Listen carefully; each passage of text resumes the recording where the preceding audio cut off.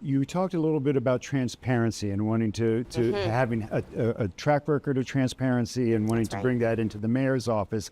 This past couple of weeks and just yesterday, we saw probably the least transparent process in DC politics history, and that was the appointment and election by the council of now Councilmember Donnie Crawford to replace Kenyan McDuffie, who has resigned to be your opponent in the upcoming primary. And switched to independent. And he switched to independent. And she switched to independent. Everybody's switching parties to do that. Can you tell, I mean, there was a lot of reporting, a lot of that there was another candidate who was going to be brought forward, and a lot of people thought it was going to be somebody else. There was some behind closed doors wrangling, and then it ended up with Donnie Crawford. What can you tell us in the spirit of transparency, That's right, council member, happened behind these closed door meetings that we ended up with the council member who we have? Yeah. Let me say first that, transparency has always been important to me. I was very upset as council member and voted against us closing meetings for this very reason, because closed meetings has made us less accessible as a legislative body, and it opens the door to us being less transparent. And Charles Allen and I supported a narrow exemption and people didn't do it. And I think closed meetings has hurt us as a body and hurt our relationship with the body, and I want us to get back to a space where our meetings are back open to the public. And so as a result, you rely on council members saying, well, what happened and what didn't happen? What happened was we had about 42 candidates come forward.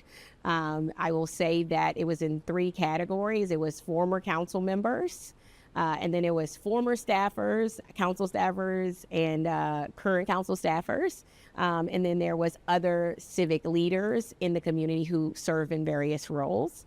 And in those categories, you had people who had broad support, and then you had people who had sort of a very vitriolic action to some of those individuals. And when you're talking about broad support, you're talking amongst the 12 of you. Amongst the 12 council members. Right. And so obviously Ebony Rose Thompson was someone who was a president of the State Board of Education, and someone who I thought would be a good person to fit. She's another civic leader, but another daughter of the district PCPS, but also have worked really closely over the years to make education better here in the district. Was she your first choice? And she was my first choice, I'll be honest with you. This is a lot like ranked choice voting, yeah, right? And This we process. wanted to rank. So here's the thing. Behind the scenes, we all were like, let's rank choice vote this, right? Why don't we had the list of 43. I think from that 43, it was narrowed down to maybe about 8 people where people were like, okay, we all can agree these people are qualified and could step up in this moment. And we were like, so we should just rank from there. That we didn't really get an opportunity for rank after that point. It's sort of the chairman had meetings with each of us in groups, and each group went through the names and said who they'd spoken to and who's their top pick, who their top 5 was, and then the chairman listened to all of our top 5s and then went back to his I don't know what he did back there, and then he just came out with this name. I think what he did was he took the approach of least resistance. There were some council members who may not have liked a certain person who was put forward, and those council members really... Well, let's name you named Ebony Yes, Rose that's Thompson, right. and she was your first choice. That's right. And that was the name that a lot of people were hearing. That's like right. A lot of us, even after I broke the story on Friday night That's that right. it was Donnie Crawford, I was getting calls from people that I'm wrong, that it's still going That's to right, be that's Ebony right. Rose Thompson. Yeah.